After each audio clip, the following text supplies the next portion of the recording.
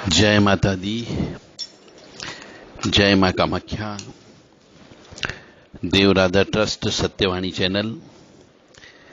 लक्ष्मी जी किसके पास रहती है? आपने देखा होगा बहुत से मनुष्य, आपके आसपास वाले भी, कोई व्यक्ति तो हमेशा लक्ष्मी जी के लिए रोता ही रहता है। कोई व्यक्ति के पास इतना ही लक्ष्मी आती है कि उसका कामकाज चल जाता है। कोई व्यक्ति के पास लक्ष्मी जी का भंडार भरा रहता है और कोई व्यक्ति लक्ष्मी जी की परवाह ही नहीं करता, आए तो ठीक ना आए तो ठीक। तो ये अलग अलग लक्ष्मी जी अलग अलग परिवारों में अलग अलग तरीके से कृपा करती है। तो लक्ष्मी जी किसके पास रहती, क्या किया जाए कि लक्ष्मी जी रहे? आज हम इसी पर थोड़ा सा रहस्यमय ज्ञान देते हैं। किताबों में तो उपलब्ध होगा, हो सकता है आपको किताबों में मिल जाए, परंतु फिर भी किताब वाले इतना विश्लेषण करके आपको नहीं बताएंगे ताकि आप अपने जीवन में प्रयोग कर सको। चलो कोई बात नहीं। तो लक्ष्मी जी की, किसके पास लक्ष्मी जी ज्यादा रहती है, किससे लक्ष्मी जी प्रेम करती है, आज इस संबंध में हम चर्चा करेंगे।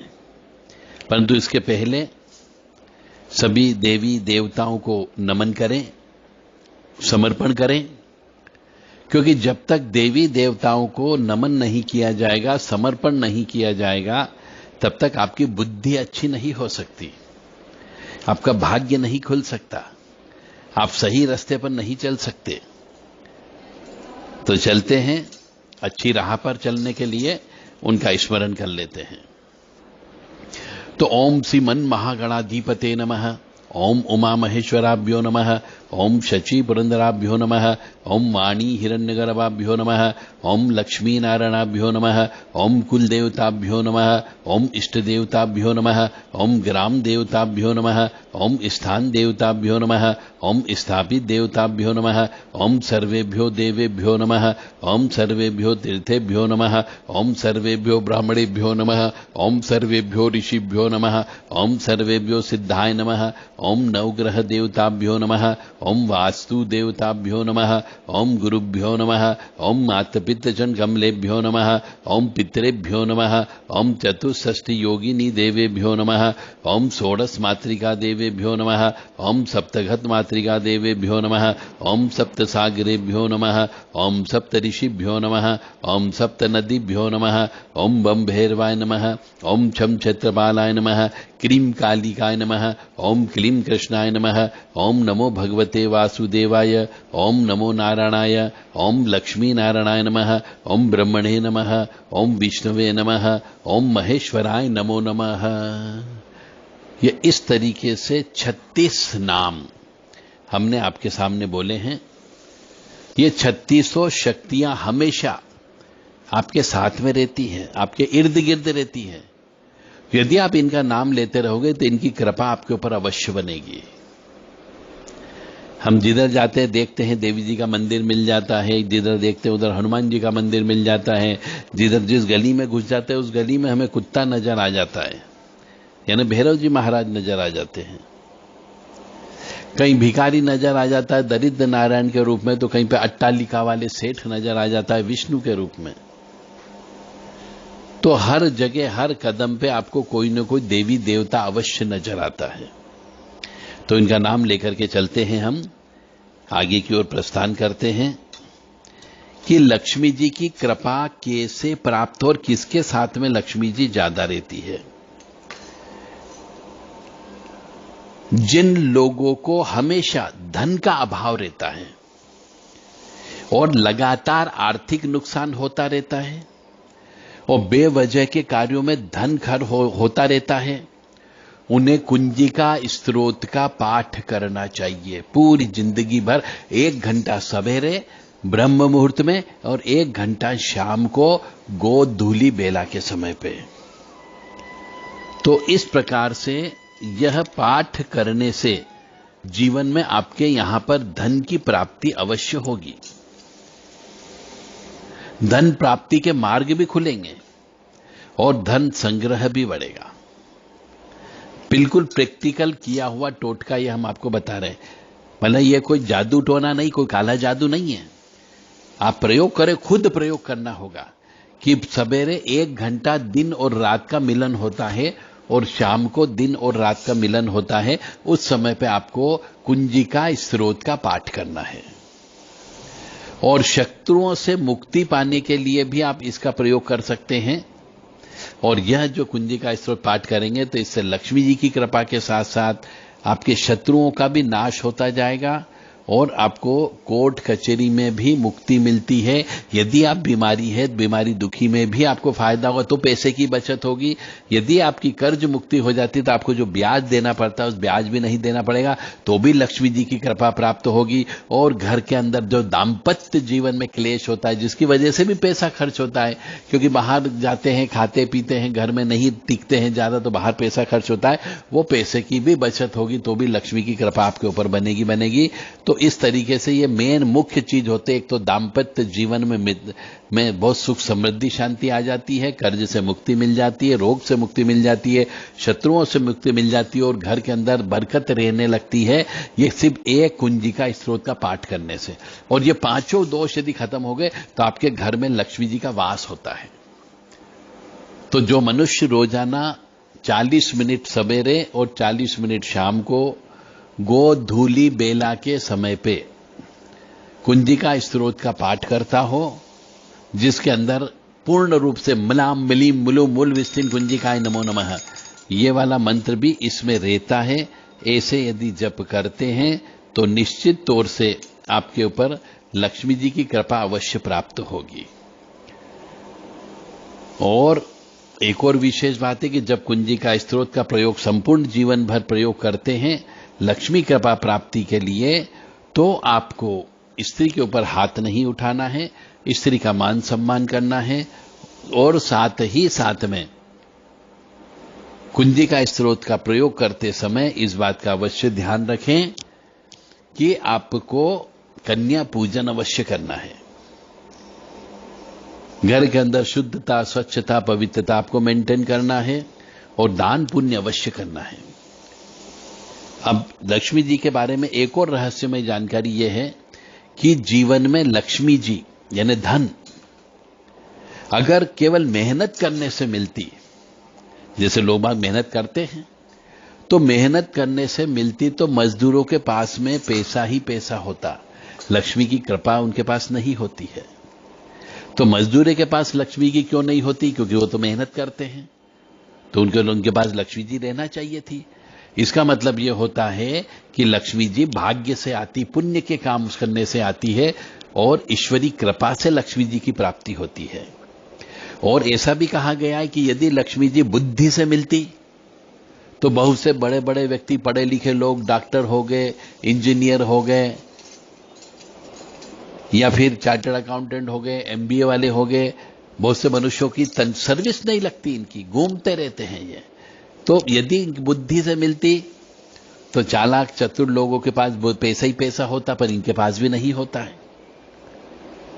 और यदि कहते हैं कि यदि लक्ष्मी जी ताकत से मिलती, साहब कि उनके पास तो ताकत है, तो जो पहलवान टाइप के लोग होते हैं जो दूसरों की सुरक्षा करते हैं, किसी की सर्विस करते हैं, उनके पास पैसे की कमी नहीं होना चाहिए थी, फिर भी उनके पास भी लक्ष्मी जी नहीं होती है। यानी जिनकी जो मजदूरी करते हैं उनके पास भी लक्ष्मी जी नहीं होती, जो बुद्धि से पढ़ लिख जाते हैं कई बार उनके पास भी लक्ष्मी जी नहीं होती है, जो ताकतवर होते हैं, शरीर से बलिष्ठ होते हैं, उनके यहां भी लक्ष्मी जी नहीं होती है। और फिर लक्ष्मी जी कैसे मिलती? पढ़ाई लिखाई से लक्ष्मी जी नहीं मिलती, आप कह रहे हैं, मेहनत करने से लक्ष्मी जी नहीं मिलती है, और शरीर बलिष्ठ करने से लक्ष्मी जी नहीं आती है, तो फिर कैसे मिलती है? तो यह बताया गया, शास्त्र कहता है कि लक्ष्मी जी सिर्फ पुण्य कर्म करने से मिलती है। तो पुण्य केवल धर्म, अच्छे कर्म और निस्वार्थ सेवा से ही लक्ष्मी जी की कृपा प्राप्त होती है। हमारे सुकर्म ही हमारे भाग्य का द्वार खोलते हैं, ऐसा शास्त्र कहते हैं। तो सुकर्म करिए तो निश्चित तौर से भाग्य के द्वार आपके खुलेंगे ही खुलेंगे। और यह अक्षरशः सत्य है, मानो या न मानो, यह सत्य है। तो अब पुण्य सुकर्म से भाग्य के द्वार खोलने के क्या तरीके हैं? यानी पुण्य करना है आपको। पुण्य करने के लिए 1 घंटा सुबह और 1 घंटा शाम को भगवान को याद करना, बाकी समय आप कर्म करो जो भी कर रहे हो, तो उस कर्मों में सफलता अवश्य मिलेगी और आपकी जितनी आशा है उस आशा से ज्यादा सफलता प्राप्त होती है। तो ये शिव कुंजी का स्त्रोत का पाठ करने भर से आपको ये सब चीजें, लक्ष्मी जी की कृपा प्राप्त हो सकती है, शत्रु नाश हो सकता है, रोगों का नाश हो सकता है आपका, और यहां तक कहा जा सकता है कि घर परिवार में भी सुख शांति होती है। और जहां ये सब चीजें होती हैं वहां आनंद होता है, और जहां आनंद होता है वहां लक्ष्मी जी अवश्य होती, क्योंकि लक्ष्मी जी के एक पुत्र का नाम भी आनंद है। इसलिए घर के अंदर जितना आनंद रहेगा लक्ष्मी की कृपा उतनी ही होती, क्योंकि लक्ष्मी जी अपने बेटे आनंद से मिलने के लिए अवश्य आती है। तो कुंजी का स्त्रोत का प्रैक्टिकल पाठ करें ब्रह्म मुहूर्त में, और शाम को भी सूर्यास्त के समय पे करें। घी का दीपक लगा करके करें। कोशिश करें 11 दीपक रोज लगाना प्रारंभ करें और कुंजी का स्त्रोत का पाठ करें लक्ष्मी कृपा प्राप्ति के लिए। जय माता दी, जय मां कामाख्या। ओम श्रीम ह्रीम श्रीम कमले कमलालय प्रसीद प्रसीद श्रीम ह्रीम श्रीम ओम महालक्ष्मी नमो नमः। आप ये वाले मंत्र भी साथ में चाहें तो जप कर सकते हैं। ओम श्रीम ह्रीम श्रीम कमले कमलालय प्रसीद प्रसीद श्रीम ह्रीम श्रीम ओम महालक्ष्मी नमो नमः। ओम श्रीम ह्रीम श्रीम कमले कमलालय प्रसीद प्रसीद श्रीम ह्रीम श्रीम ओम महालक्ष्मी नमो नमः। ओम श्रीम ह्रीम श्रीम कमले कमलालय प्रसीद प्रसीद श्रीम ह्रीम श्रीम ओम महालक्ष्मी नमो नमः।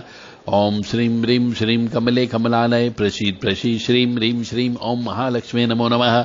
ओम श्रीम ह्रीम श्रीम कमले कमलालय प्रसीद प्रसीद श्रीम ह्रीम श्रीम ओम महालक्ष्मी नमो नमः।